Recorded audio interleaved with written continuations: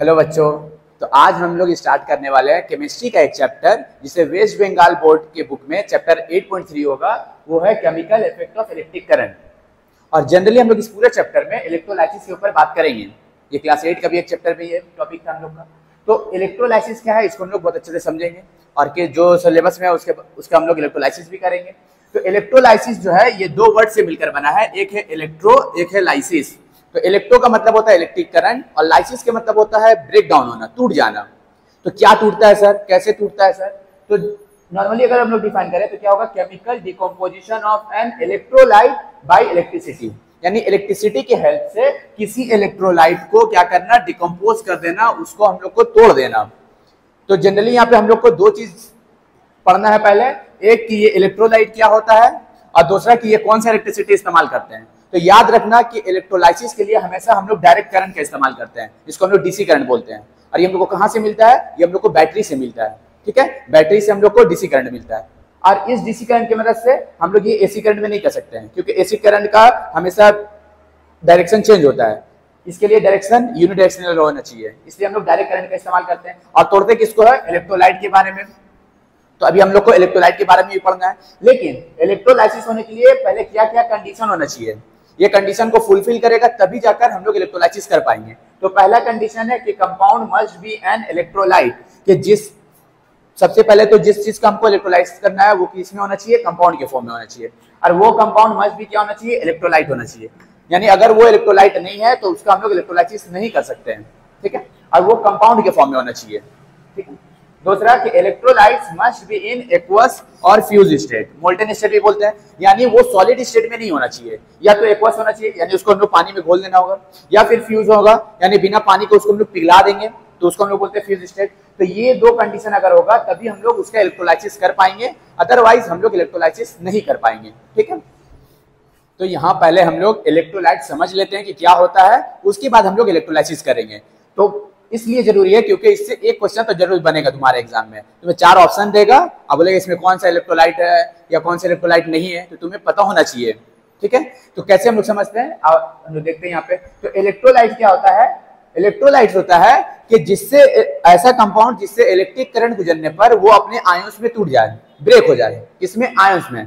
ठीक है, तो ये जो आयंस में टूटता है, इसी टूटने के ऊपर इसको हम लोग दो हिस्सों में बांटे हैं। ये माध्यमिक में क्वेश्चन पूछा हुआ है कि इलेक्ट्रोलाइट्स को हम लोग किस बेसिस पर डिसोसिएट करते हैं, बांटते हैं। तो हम लोग किस पे करते हैं? डिसोसिएशन ऑफ आयन, कि कितना आयंस में टूट रहा है, कितना परसेंट आयन टूट रहा है, उसी के ऊपर हम लोग इलेक्ट्रोलाइट को डिवाइड किए हैं। तो एक होता है स्ट्रॉन्ग इलेक्ट्रोलाइट, एक होता है वीक इलेक्ट्रोलाइट। स्ट्रॉन्ग इलेक्ट्रोलाइट इसको बोलते हैं जिसमें 100% आयन में वो कंपाउंड टूट जाए। ऐसा कंपाउंड जिससे इलेक्ट्रिक करंट गुजारने पर वो 100% आयन में टूट जाता है, ब्रेक हो जाता है, उसको हम लोग बोलते हैं स्ट्रॉन्ग इलेक्ट्रोलाइट। और अगर 100% आयन में नहीं टूट रहा है, 30-40% आयन में टूट रहा है, तो फिर उसको हम लोग क्या बोलते हैं? Weak electrolyte. ठीक है, तो अब स्ट्रॉन्ग इलेक्ट्रोलाइट हम लोग समझेंगे कैसे। एग्जाम में जब 4 ऑप्शन देगा वहां तो ये बगल में नहीं लिखा रहेगा कि 100% टूट रहा है या नहीं, तो हमको समझने के लिए कुछ प्रोसेस होना चाहिए जिससे हम लोग समझ लें। तो याद रखना कि जो स्ट्रॉन्ग एसिड होता है वो स्ट्रॉन्ग इलेक्ट्रोलाइट होता है। और स्ट्रॉन्ग एसिड में बेसिकली तुम लोग का इनऑर्गेनिक एसिड आता है, जिसमें हाइड्रोक्लोरिक एसिड है, नाइट्रिक एसिड है, सल्फ्यूरिक एसिड है। ठीक है, और जो स्ट्रॉन्ग बेस होगा वो भी हम लोग का स्ट्रॉन्ग इलेक्ट्रोलाइट होगा। और स्ट्रॉन्ग बेस को पहचानने का क्या तरीका है कि जो हमारा मेंडलीव पीरियोडिक टेबल में या मॉडर्न पीरियोडिक टेबल में जो ग्रुप 1 और 2 का एलिमेंट है, अगर उसके साथ ग्रुप 1 या 2 के एलिमेंट के साथ अगर हम लोग OH लगा देते हैं तो वो स्ट्रॉन्ग बेस होता है। जैसे Na, ये ग्रुप 1 के एलिमेंट है, इसके साथ OH लगा दो तो ये स्ट्रॉन्ग बेस है। और स्ट्रॉन्ग बेस है तो मतलब ये स्ट्रॉन्ग इलेक्ट्रोलाइट भी है। LiOH ये भी ग्रुप 1 में होता है, ये भी हो गया। ये ग्रुप 2 में होता है तो ये भी इसके साथ OH लगा देंगे, तो ग्रुप 1 या 2 के एलिमेंट के साथ जब हम लोग OH लगा देते हैं तो वो स्ट्रॉन्ग बेस हो जाता है। तो ये दोनों हम लोग देखकर समझ जाएंगे। उसके बाद स्ट्रॉन्ग सॉल्ट। तो स्ट्रॉन्ग सॉल्ट क्या होता है कि जो स्ट्रॉन्ग एसिड और स्ट्रॉन्ग बेस को आपस में मिलाते हैं तो सॉल्ट एंड वाटर बनता है। तो वो जो सॉल्ट बनता है वो स्ट्रॉन्ग सॉल्ट बनता है। यानी स्ट्रॉन्ग सॉल्ट का एक पार्ट स्ट्रॉन्ग बेस से आया होगा और एक पार्ट स्ट्रॉन्ग एसिड से आया होगा, तब जाके वो क्या होता है? स्ट्रॉन्ग सॉल्ट होता है। जैसे इस ले लो Mg, तो Mg ग्रुप 2 का एलिमेंट है और साथ में स्ट्रॉन्ग एसिड की ये पार्ट है, तो ये भी क्या हो जाएगा? Strong salt. और जो स्ट्रॉन्ग सॉल्ट होगा वो स्ट्रॉन्ग इलेक्ट्रोलाइट होगा। ठीक है, ये सब 100% आयन में टूटते हैं। हो गया। और इसके अलावा जो ऑर्गेनिक एसिड, ये सब इनऑर्गेनिक एसिड है, जो हम लोग लैब में तैयार करते हैं, लेकिन ऑर्गेनिक एसिड जितना होता है वो सब वीक एसिड होता है, और जो वीक एसिड होगा वो सब वीक इलेक्ट्रोलाइट भी होगा, या फिर जो वीक बेस होगा, जैसे किसी मेटल का हाइड्रोक्साइड स्ट्रॉन्ग होता है, ये सब मेटल है, लेकिन यहाँ पे देखो ये मेटल नहीं है, तो नॉन मेटल का जो हाइड्रोक्साइड होता है वो हम लोग का क्या होता है, वीक बेस होता है, या फिर वीक सॉल्ट होगा तब भी वो क्या होगा, वीक इलेक्ट्रोलाइट होगा। बेसिकली यहाँ ये वाला पार्ट तुमको अच्छे से करना है। इसके अलावा हम लोग यहाँ पर देखो, हम लोग नीचे में लिखे नॉन इलेक्ट्रोलाइट भी होता है। नॉन इलेक्ट्रोलाइट मतलब ये बैड कंडक्टर ऑफ इलेक्ट्रिसिटी होता है, इलेक्ट्रिसिटी गुजरेगा ही नहीं, तो आयंस में तो टूटने का सवाल ही नहीं होता, उसमें आयंस होता ही नहीं है।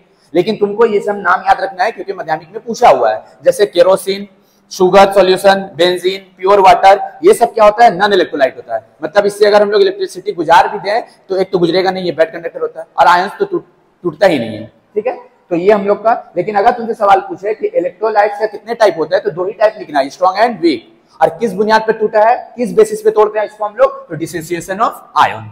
तो ये हम लोग को पूरा समझने के लिए था। ठीक है, और एक क्वेश्चन जो तुम्हारा माध्यमिक में क्वेश्चन पूछता है वो कि मेटेलिक कंडक्टर और इलेक्ट्रोलाइटिक सॉल्यूशन में क्या फर्क होता है, क्योंकि हम लोग जानते हैं कंडक्टर भी इलेक्ट्रिसिटी कंडक्ट करता है, और अभी हम लोग पढ़े हैं कि इलेक्ट्रोलाइट जो होता है वो भी इलेक्ट्रिसिटी कंडक्ट करता है, तो दोनों में डिफरेंस क्या है, ये 2-3 बार माध्यमिक में पूछा हुआ है। तो सबसे पहला नाम ही से बेकायदा माध्यमिक में यही वर्ड इस्तेमाल किया, मेटेलिक कंडक्टर और इलेक्ट्रोलाइटिक सॉल्यूशन, तो नाम ही है मेटेलिक। तो मेटल कैसा होता है, सॉलिड, तो हमेशा कंडक्टर सॉलिड स्टेट में होता है। जो हमारे घर में कंडक्टर लगा हुआ रहता है, वायर, कॉपर का वायर, तो वो क्या है, सॉलिड है। लेकिन अभी हम लोग इसमें देखें क्या कि ये हमेशा या तो एक्वस होगा या लिक्विड फॉर्म में होता है। हम लोग ऐसे भी फर्क कर सकते हैं कि ये क्या होता है, ये एलिमेंट होता है, कॉपर हो गया, सिल्वर हो गया, लेकिन ये हमेशा क्या होगा, कंपाउंड फॉर्म में हो गया, ये भी एक डिफरेंस हो गया। उसके अलावा इसमें कोई केमिकल रिएक्शन नहीं होता है। हम लोग का जो कॉपर वायर होता है कई साल तक लगा रहता है, उससे इलेक्ट्रिसिटी कंडक्ट होता है, लेकिन उसमें कोई केमिकल चेंज नहीं रहता है, वो जैसे कॉपर वायर रहता है वैसे ही रहता है। लेकिन इससे जब हम लोग केमिकल इलेक्ट्रिसिटी गुजारते हैं तो इसमें केमिकल रिएक्शन होता है, कंपाउंड जो है वो आयंस में टूट जाता है, तो इसमें कोई केमिकल रिएक्शन नहीं होता है मेटेलिक कंडक्टर में, और इसमें केमिकल रिएक्शन होगा।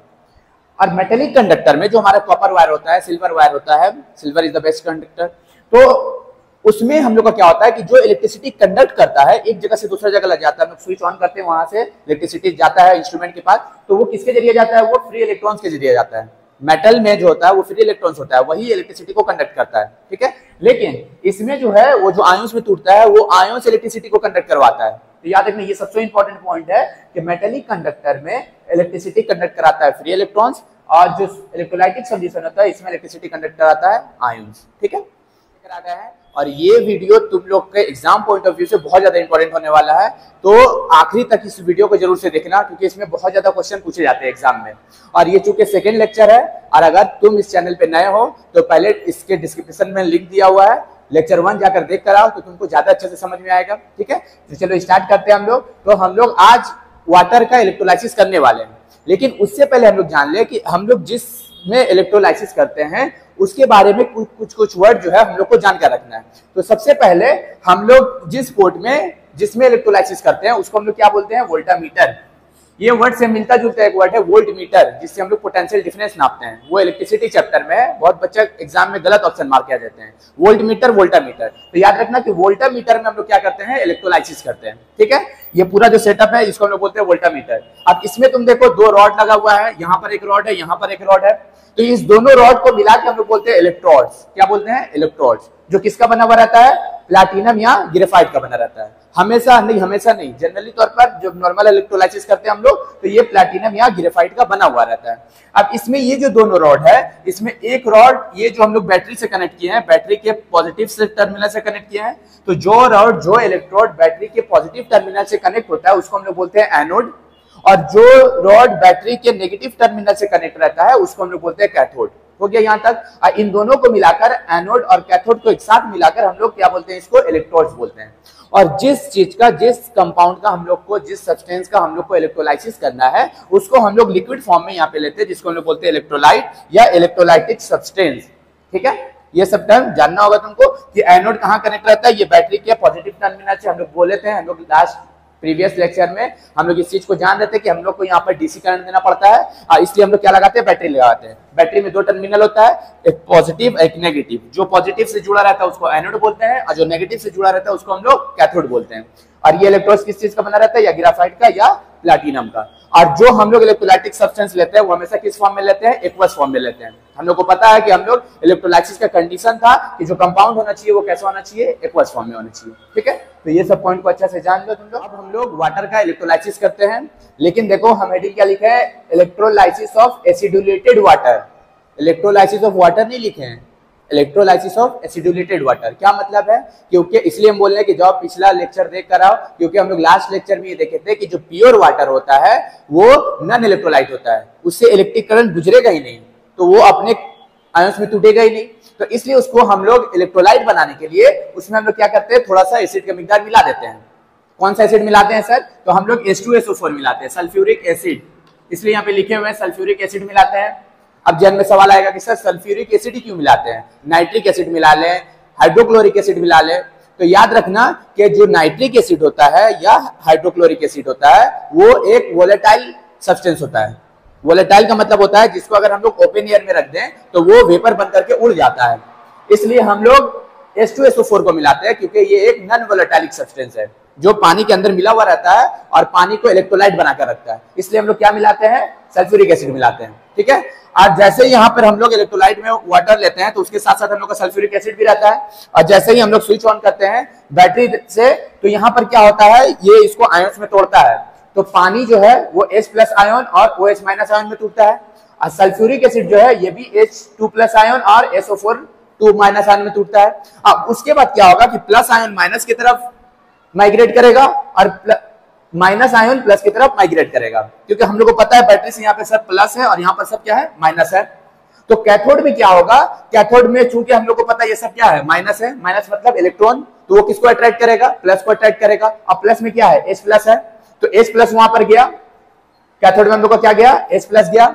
H+ मतलब उसके पास इलेक्ट्रॉन का कमी है तभी उसके पास प्लस आता है, जब कोई एक एटम अपना इलेक्ट्रॉन को दे देता है तब उसके ऊपर प्लस आता है, इसका मतलब उसके पास इलेक्ट्रॉन कम हो गया। लेकिन जैसे ही वो यहाँ पर गया, एक चीज और याद रखो, ये लोग जाता क्यों है, एनोड में कैथोड में क्यों जाता है, तो याद रखना ये लोग डिस्चार्ज होने जाता है, मतलब इन लोग के ऊपर जितना सारा चार्ज लगा हुआ है प्लस माइनस, ये लोग चाहता है कि ये चार्ज खत्म हो जाए और वो एटम फॉर्म में तब्दील हो जाए, चेंज हो जाए, इसलिए वो लोग एनोड और कैथोड की तरफ जाता है। तो कैथोड की तरफ कौन गया है, H+ गया है, ये चाहेगा इसका प्लस चार्ज हट जाए, तो इसके पास एक इलेक्ट्रॉन कम था, ये जब यहाँ पर गया तो देखा बहुत सारा इलेक्ट्रॉन है, तो ये H+ जो है यहाँ से इलेक्ट्रॉन को ले लेगा, तो इलेक्ट्रॉन को ले लिया मतलब प्लस, तो जो इलेक्ट्रॉन कम था उतना इलेक्ट्रॉन ले लिया और क्या बन गया, हाइड्रोजन एटम, डिस्चार्ज हो गया, इसलिए वो गया ही था। अब उसके बाद क्या हुआ कि इस तरह से एक और H+ आयन जाएगा और यहां से वो भी क्या करेगा, इलेक्ट्रॉन को ले लेगा और वो भी क्या बन जाएगा, H बन जाएगा, और दो H आपस में मिलाकर H2 गैस बना लेगा। क्योंकि हम लोग को पता है कि हाइड्रोजन जो है वो एटम फॉर्म में नहीं रहता है, वो मॉलिक्यूल्स फॉर्म में रहता है, तो यहां से हम लोग को हाइड्रोजन गैस मिल गया। अब एनोड में क्या होगा, एनोड में चूंकि प्लस है तो उसके तरफ माइनस जाएगा। अब जहन में सवाल आएगा कि सर माइनस तो इसके पास भी है, माइनस इसके पास भी है, लेकिन आप ले किसको गए हैं, OH- को, OH- ही जाता है, क्यों सर ये क्यों नहीं जाता है, तो उसके लिए हम लोग के पास एक नेगेटिव आयन का, N आयन का एक सीरीज है, और उस सीरीज में जो नीचे रहता है वो पहले माइग्रेट करता है, तो ये सीरीज है sulphate, nitrate, chloride, bromide, iodide और हाइड्रोक्साइड। तो इस सीरीज में देखो SO4 OH-, SO4 एकदम ऊपर में है, OH- एकदम नीचे में है, तो पहले कौन माइग्रेट करेगा, OH- माइग्रेट करेगा, ठीक है, इसका टेंडेंसी ज्यादा है, इसलिए पहले कौन गया, इन दोनों में से ये पहले गया। अब OH- गया तो इसके पास क्या है, इलेक्ट्रॉन ज्यादा है। माइनस कब आता है, जब कोई एटम अपना एक इलेक्ट्रॉन कहीं से ले लेता है, इन्हें यानी कि ये पहले से इलेक्ट्रॉन लिया हुआ है। अब जब ये यहाँ पर गया तो प्लस, यहाँ पे सब प्लस है, तो वहां पर क्या करेगा, ये अपना एक इलेक्ट्रॉन को छोड़ देगा, डोनेट कर देगा। जब छोड़ दिया तो इसके ऊपर से भी चार्ज खत्म, डिस्चार्ज हो गया ये भी, और उसी के लिए गया हुआ था, तो यहाँ पर ये क्या हो गया, डिस्चार्ज हो गया। अब ऐसा जिस तरह यहाँ पे दो हाइड्रोजन आपस में मिला था, इस तरह से 4 OH आपस में मिलेगा और कैसा रिएक्शन कर लेगा, ये रिएक्शन, ठीक है, 2 मॉलिक्यूल्स ऑफ वाटर बनाएगा और साथ में ऑक्सीजन गैस। और हम लोग को पता है कि पानी जो है वो हाइड्रोजन और ऑक्सीजन से मिलकर बनता है, तो यहाँ से हम लोग को हाइड्रोजन मिल जाता है, यहाँ से हम लोग को ऑक्सीजन मिल जाता है, इसलिए तो इलेक्ट्रोलाइसिस करते हैं ताकि वो जिस एलिमेंट या मॉलिक्यूल से मिलकर बना है वापस से हम लोग उसको हासिल कर ले। तो इस तरह से हम लोग इलेक्ट्रोलाइसिस ऑफ वाटर करते हैं, और उसमें हम लोग को कैथोड में हाइड्रोजन मिलता है, एनोड में ऑक्सीजन मिलता है। किस रेशियो में मिलता है, जैसे कि फॉर्मूला ये क्या है, H2O, तो हाइड्रोजन 2 रेशियो में, ऑक्सीजन 1 रेशियो में यहाँ पे हम लोग को मिल जाता है, ठीक है। ये इक्वेशन कि इलेक्ट्रोलाइसिस ऑफ वाटर के दौरान कैथोड में कौन सा रिएक्शन होता है, एनोड में कौन सा रिएक्शन होता है, ये अक्सर माध्यमिक में पूछा हुआ है, क्वेश्चन उठाकर देख लेना 10 ईयर्स का, उसमें ये क्वेश्चन मिलेगा तुम लोग को। अब हम ये क्या लिखे, रिडक्शन ऑक्सीडेशन, ये पूछता है यहाँ पर कि इलेक्ट्रोलाइसिस जो है वो एक क्या है, रेडॉक्स रिएक्शन है। इलेक्ट्रोलाइसिस क्या है, रेडॉक्स रिएक्शन। रेडॉक्स का मतलब होता है रेड और ऑक्स, रेड मतलब रिडक्शन और ऑक्स मतलब होता है ऑक्सीडेशन। तो ऐसा रिएक्शन जिसमें ऑक्सीडेशन और रिडक्शन दोनों एक साथ होता है, साइमल्टेनियसली होता है, उसको हम लोग बोलते हैं रेडॉक्स रिएक्शन। तो हम लोग यहाँ पर क्या देखे हैं कि यहाँ पर हाइड्रोजन क्या कर रहा है, इलेक्ट्रॉन को गेन कर रहा है, और गेन ऑफ इलेक्ट्रॉन को हम लोग बोलते हैं रिडक्शन। तो इसका मतलब कि कैथोड में क्या हुआ है, रिडक्शन हुआ है, और एनोड में क्या हुआ है, इलेक्ट्रॉन को लूज कर दिया है। और इलेक्ट्रॉन को लूज करना मतलब होता है oxidation, loss of electron is called oxidation. तो यहाँ पर क्या हुआ है, ऑक्सीडेशन। तो इलेक्ट्रोलाइसिस के दौरान रिडक्शन ऑक्सीडेशन दोनों हो रहा है, इसलिए इसको हम लोग क्या बोलते हैं, रेडॉक्स रिएक्शन बोलते हैं। ठीक है, ये याद रखना कहाँ पे ऑक्सीडेशन होता है, कहाँ पे रिडक्शन होता है, क्यों गया क्या गया सब बता दिए हैं। तो इस तरह से हम लोग को हासिल हो जाता है। हम लोग पानी का इलेक्ट्रोलाइसिस करते हैं, सल्फ्यूरिक एसिड क्यों मिलाते हैं, नाइट्रिक एसिड क्यों नहीं मिलाते हैं, हाइड्रोक्लोरिक एसिड क्यों नहीं मिलाते हैं, ये सब बता दिए। ठीक है, तो आज का वीडियो यहीं तक। Thank you. चैनल को लाइक सब्सक्राइब कर देना और दूसरों को भी फॉरवर्ड कर देना, बिना स्किप किए लास्ट तक देखना। इसलिए कि आज का जो हमारा लेक्चर है, जैसे हम लोग आज जो लिखे हैं, ये वेस्ट बंगाल का सिलेबस में नहीं है, लेकिन जो सिलेबस में है उसको पढ़ने के लिए इसको जानना बहुत जरूरी है। तो इसलिए वीडियो स्किप नहीं करना, वरना जो सिलेबस में है वो फिर समझ में नहीं आएगा। ठीक है, तो बिना देर किए अब हम लोग स्टार्ट करते हैं। तो electrolysis of aqueous solution of copper sulphate, किसका करेंगे हम लोग, कॉपर सल्फेट का। और याद रखना इसका ब्लू कलर होता है, कैसा कलर का होता है, ये कॉपर सल्फेट जो सॉल्यूशन होता है वो ब्लू कलर का होता है। इसका हम लोग इलेक्ट्रोलाइसिस करेंगे, लेकिन इस बार जो इलेक्ट्रोड्स होगा वो कैसा होगा, इनर्ट। इनर्ट मतलब या तो प्लैटिनम का होगा या तो ग्रेफाइट का होगा, जैसे हम लोग का होता है पहले। तो जब हम लोग इलेक्ट्रोलाइसिस करते हैं तो जाहिर सी बात है कॉपर सल्फेट है और उसके साथ एक्वस है, यानी कि पानी भी है उसमें। और जैसे ही हम लोग यहाँ पर इलेक्ट्रोलाइट में कॉपर सल्फेट और वाटर को लेकर बैटरी को ऑन करते हैं, हम लोग स्विच देते हैं, इलेक्ट्रोलाइसिस का प्रोसेस स्टार्ट होता है। और क्या होगा, जो कंपाउंड है वो अपने आयंस में टूट जाएंगे।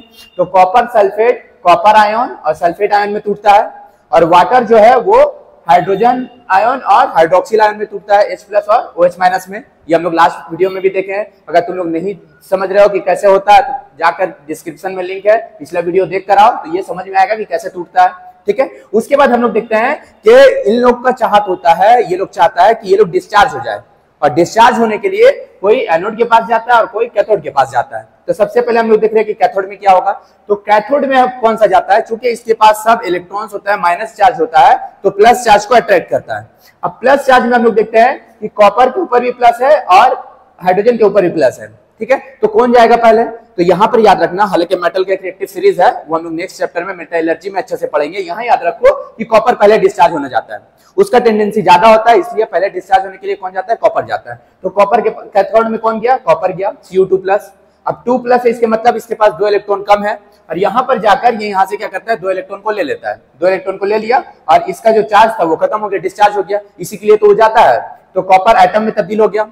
उसी तरह एनोड में क्या होता है, एनोड में चूंकि प्लस चार्ज होता है तो माइनस को अट्रैक्ट करता है, और माइनस में माइनस में सल्फेट आयन है और OH- है। तो अब दोनों में कौन जाएगा सर, तो हम पिछला वीडियो में ये बताए थे कि ये रिएक्टिव सीरीज में जो नीचे होता है उसका जाने का टेंडेंसी ज्यादा होता है, वो पहले जाता है डिस्चार्ज होने। तो हम लोग को देख रहे हैं कि यहाँ पर है, एक नीचे में है, जो हम लोग इलेक्ट्रोलाइसिस ऑफ वाटर में भी ये देखे थे। तो OH- आयन पहले जाएगा, तो ये यहाँ पर गया, और यहाँ पे माइनस है तो ये क्या करता है, इसके पास इलेक्ट्रॉन ज्यादा है तो वहां पे एक इलेक्ट्रॉन को लूज कर देता है, छोड़ देता है यहाँ पर, और OH बन जाता है। और इसी तरह 4 OH जाएगा और वहां पर क्या करेगा, 4 OH मिलकर ये पानी बना लेता है और ऑक्सीजन गैस खारिज करता है। ठीक है, ये नॉर्मल होता है कब, जब इनर्ट इलेक्ट्रोड होता है तब। और जब इलेक्ट्रोलाइसिस होता है तो हम लोग क्या ऑब्जर्व करते हैं कि जैसे जैसे इलेक्ट्रोलाइसिस होता है, तो अभी हम क्या बोले थे, ये किस कलर का होता है, ब्लू कलर का होता है। तो ये जो ब्लू कलर, सबसे पहले तो कैथोड में क्या गया है, कैथोड में गया है कॉपर। तो पहले से इनर्ट इलेक्ट्रॉन है, मान लेते हैं प्लैटिनम का है, प्लैटिनम का, उसके ऊपर सब जाकर कॉपर क्या होता है, जम जाता है। कॉपर चूंकि मेटल है तो इसलिए इसका मास क्या होता है, बढ़ जाता है, या इससे थिक हो जाता है, बढ़ जाता है, इसलिए लिखे mass of cathode increases. Cathode का मास इंक्रीज कर जाता है। और ये जो ब्लू सॉल्यूशन है कॉपर सल्फेट का ब्लू, जैसे ही आयन में टूटकर कैथोड की तरफ माइग्रेट करता है, उस वक्त इसका कलर चेंज हो जाता है, वो ब्लू कलर ऐसा ऐसा पूरा पिंक कलर में चेंज हो जाता है। ठीक है, तो वही लिखे हैं कि blue colour of the solution क्या होता है, फेड अवे, वो ऐसा ऐसा खत्म हो जाता है। जो यहाँ पर ब्लू कलर का आयंस रहता है वो ऐसा ऐसा खत्म हो जाता है, और जैसे जैसे यहाँ पर जाता है इसका कलर कैसा हो जाता है, पिंक कलर का हो जाता है। तो यहाँ पर हम लोग ये 2 ऑब्जर्वेशन करते हैं, इसको अच्छे से याद रखना, लिख लेना, बहुत बुक इसको कवर नहीं करता इस पॉइंट को। तो क्या होता है कि कैथोड का मास बढ़ जाता है, और जो ब्लू कलर का इसमें कॉपर आयंस रहता है वो आहिस्ते आहिस्ते पिंक कलर में चेंज हो जाता है यहाँ जाते जाते। और ये नॉर्मल जैसे होता है वैसा ही होता है। ठीक है, ये हुआ। अब इसके बाद देखेंगे इसी का है जो हम लोग का सिलेबस में है, उसमें क्या फर्क है दोनों में। ठीक है, हाँ, तो ये अब हम लोग का सिलेबस में है।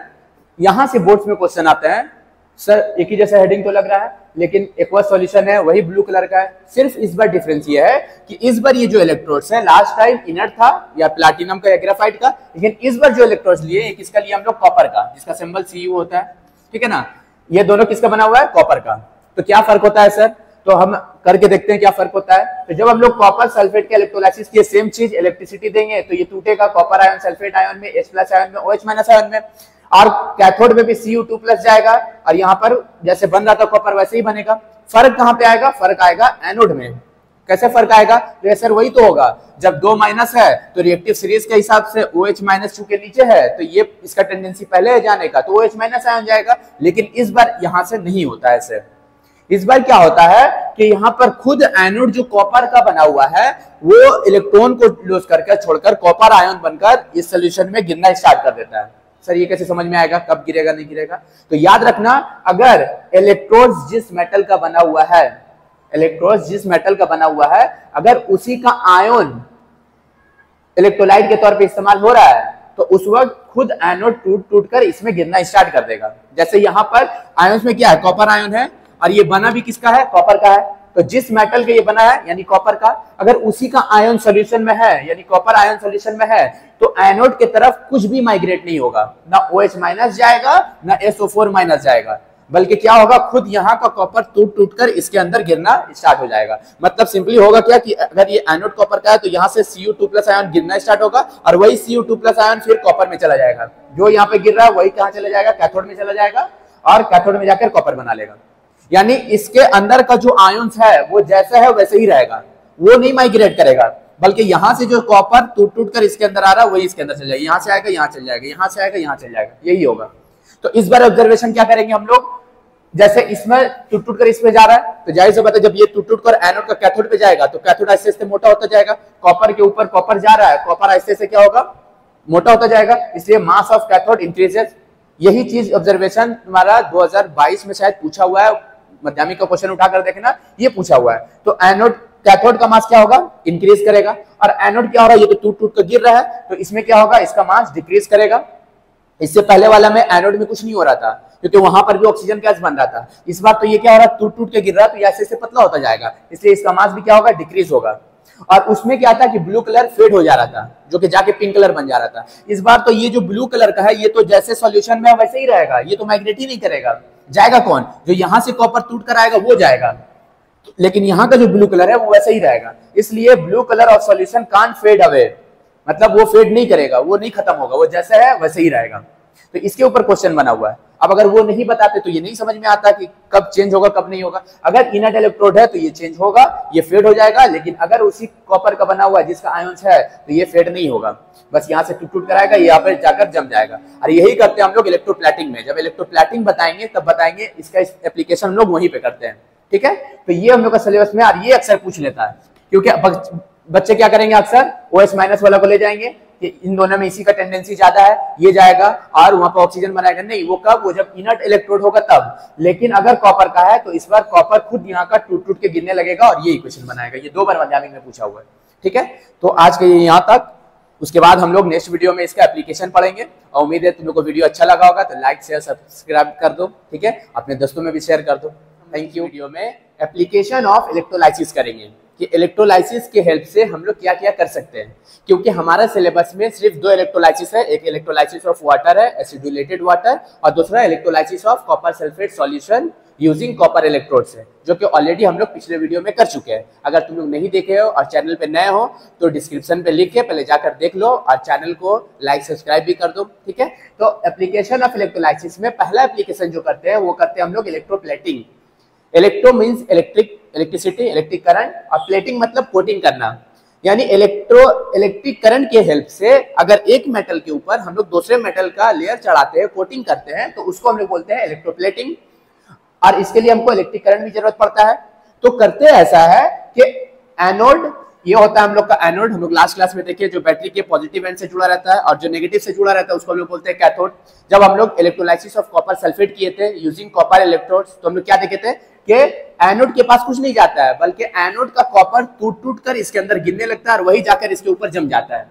ये हम लोग देखे थे और उस वक्त हम बताए भी थे कि इसी का हेल्प से हम लोग इलेक्ट्रोप्लेटिंग करेंगे। तो वही करते हैं कि जिस मेटल का हम लोग को लेयर चढ़ाना है, कोटिंग करना है, उसको हम लोग एनोड पे रख देंगे ताकि एनोड से टूट टूट कर जाए, और जिस मेटल के ऊपर कोटिंग करना है उसको हम लोग कहाँ पे रखेंगे, कैथोड में रखेंगे, ताकि कैथोड पे उसके ऊपर रखे और यहाँ से टूट टूट के जाके उसके ऊपर जम जाए। हमारे घरों में, बहुत सारे घरों में ऐसा भी होता है कि हम लोग चांदी के ऊपर सोने का परत चढ़ाते हैं, वो सब इसके हेल्प से होता है। और इलेक्ट्रोलाइट्स में क्या लेंगे, क्योंकि कब एनोड से टूट टूट कर जाएगा, जब इसके अंदर वही सल्फेट सॉल्यूशन होगा उसी मेटल का जिस मेटल का ये एनोड बना है। तो इसलिए एनोड में जो मेटल होगा उसी का हम लोग सल्फेट सॉल्यूशन ले लेंगे और साथ में बोरिक एसिड का इस्तेमाल करेंगे। ठीक है, एग्जांपल से समझते हैं हम लोग। जैसे हम बोल रहे हैं कि आयरन स्पून के ऊपर जिंक का हम लोग को लेयर चढ़ाना है, तो तुम्हारा सवाल में यही आएगा कि एनोड में क्या लेंगे, कैथोड में क्या लेंगे, इलेक्ट्रोलाइट्स में क्या लेंगे। ठीक है, तो यहां पर हम लोग एनोड में क्या लेते हैं, आयरन स्पून के ऊपर चढ़ाना है, तो आयरन स्पून को कहां पे रखेंगे, कैथोड में रखेंगे, क्योंकि इसी के ऊपर चढ़ाना है। अब किसका चढ़ाना है, जिंक का चढ़ाना है, तो जिंक को कहां पे रखेंगे हम लोग, एनोड में रखेंगे। ठीक है, और इलेक्ट्रोलाइट्स में क्या लेंगे, जो एनोड में लेते हैं उसी का सल्फेट। तो एनोड में क्या लिए हम लोग, जिंक, इसको एनोड में लिए हम लोग, तो इसी का सल्फेट सॉल्यूशन, यानी इलेक्ट्रोलाइट्स में हम लोग ले लेंगे जिंक सल्फेट और साथ में बोरिक एसिड, साथ में बोरिक एसिड ले लेंगे, और इस तरह हम लोग इलेक्ट्रोप्लेटिंग करते हैं। ठीक है, थोड़ा सा अलग कंडीशन है कि अगर हम लोग आयरन के ऊपर जिंक का कोटिंग करते हैं with the help of electrolysis, तो उसका अलग से नाम दिया गया है गैल्वेनाइजेशन। यानी अगर बोले कि हम लोग गैल्वेनाइजेशन कर रहे हैं, तो उस वक्त कैथोड में क्या लेंगे, एनोड में क्या लेंगे, इलेक्ट्रोलाइसिस में क्या लेंगे, इलेक्ट्रोलाइट्स में। तो तुमको इतना खुद से समझ लेना चाहिए कि गैल्वेनाइजेशन मतलब आयरन के ऊपर जिंक का परत चढ़ा रहे हैं, आयरन के ऊपर चढ़ाना है, तो जिसके ऊपर चढ़ाना रहता है उसको कहां पे लेते हैं हम लोग, एज एन कैथोड। तो आयरन को कहां पे लेंगे हम लोग, एज एन कैथोड लेंगे, और जिस चीज का परत चढ़ाने को रहता है उसको कहां लेते हैं हम लोग, एनोड में लेते हैं। तो किसका परत चढ़ाना है, जिंक का परत चढ़ाना है, तो जिंक को कहां पे लेंगे, एनोड में। और बोले हैं कि जो एनोड में रहता है मेटल उसी का सल्फेट, यानी जिंक है तो जिंक का सल्फेट और साथ में बोरिक एसिड, इसको कहां पे लेंगे हम लोग, एज एन इलेक्ट्रोलाइट। ठीक है, ये होता है हम लोग का गैल्वेनाइजेशन। लेकिन ये जो सल्फेट सॉल्यूशन जिंक का है ये कॉपर के साथ भी होगा। अगर कॉपर का परत चढ़ा रहे तो फिर कॉपर सल्फेट लेंगे, साथ में बोरिक एसिड लेंगे। लेकिन सोना और चांदी के लिए ये अलग है। अगर हम सिल्वर का परत चढ़ा रहे हैं, चांदी का लेयर चढ़ा रहे हैं, तो उस वक्त हम लोग को एज एन इलेक्ट्रोलाइट क्या लेना होगा, सिल्वर के लिए पोटासियम अर्जिनेटोसाइनाइड, जिसका ये फॉर्मूला होता है KAgCN/2। ठीक है, और सॉरी, और अगर हम लोग गोल्ड का परत चढ़ा रहे हैं तो उस वक्त हम लोग का इलेक्ट्रोलाइट के तौर पे क्या लेना होगा, वो तरीका सेम है एनोड और कैथोड में जो लेंगे, लेकिन एज एन इलेक्ट्रोलाइट गोल्ड के टर्म में पोटासियम ओरोसाइनाइड को हम लोग एज एन इलेक्ट्रोलाइट लेंगे, जिसका फॉर्मूला ये होता है KAuCN/2। ठीक है, बाकी सबके लिए वही है। अब हम एक होमवर्क दे रहे हैं, तुम लोग नीचे में बॉक्स में कमेंट करके बताना, अगर हमको आयरन के ऊपर कॉपर का परत चढ़ाना है, आयरन के ऊपर कॉपर का परत चढ़ाना है, लेयर चढ़ाना है, तो कोटिंग करना है, तो हम लोग एनोड में क्या लेंगे, कैथोड में क्या लेंगे, और एज एन इलेक्ट्रोलाइट क्या लेंगे, ये हमको कमेंट में बताना। ठीक है, इलेक्ट्रोलाइसिस का जो दूसरा इस्तेमाल करते हैं वो हम लोग कहां पे करते हैं, प्यूरिफिकेशन ऑफ मेटल्स। कुछ मेटल्स को जब हम लोग मेटलर्जी से एक्सट्रैक्ट करते हैं तो वो पूरा प्योर फॉर्म में हम लोग को नहीं मिल पाता है, तो उसको प्योर करने के लिए भी हम लोग इलेक्ट्रोलाइसिस का इस्तेमाल करते हैं। अब उसको कैसे हम लोग करते हैं, क्या करते हैं, तो जो इम्प्योर मेटल है उस इम्प्योर मेटल को हम लोग कहां पे लेते हैं, एज एन एनोड। एनोड में क्या लेंगे, इम्प्योर मेटल को हम लोग ले लेंगे, उसी का प्योर फॉर्म कहां पे लेंगे, कैथोड में।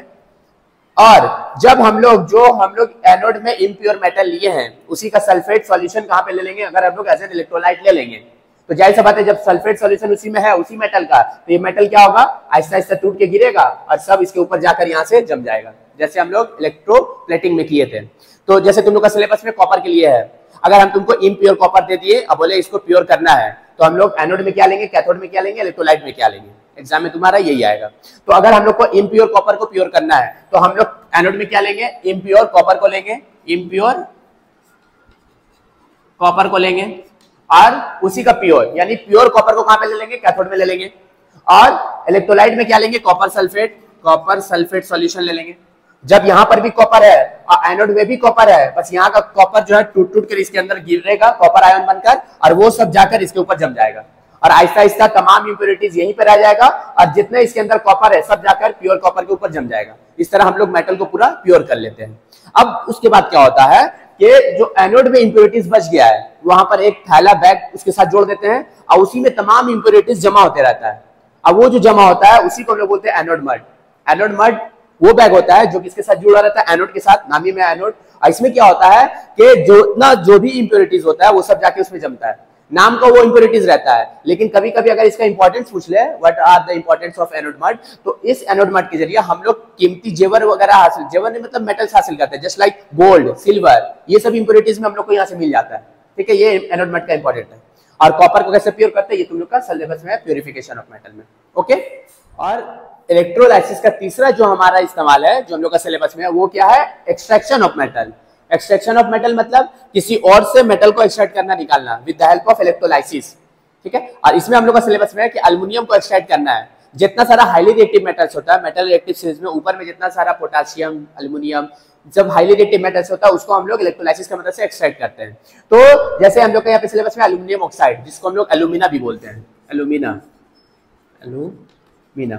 एल्युमिनियम ऑक्साइड, इससे हम लोग को एल्युमिनियम को एक्सट्रैक्ट करना है with the help of electrolysis. तो क्या रिएक्शन होगा एनोड में, कैथोड में, यही पूछता है तुमसे।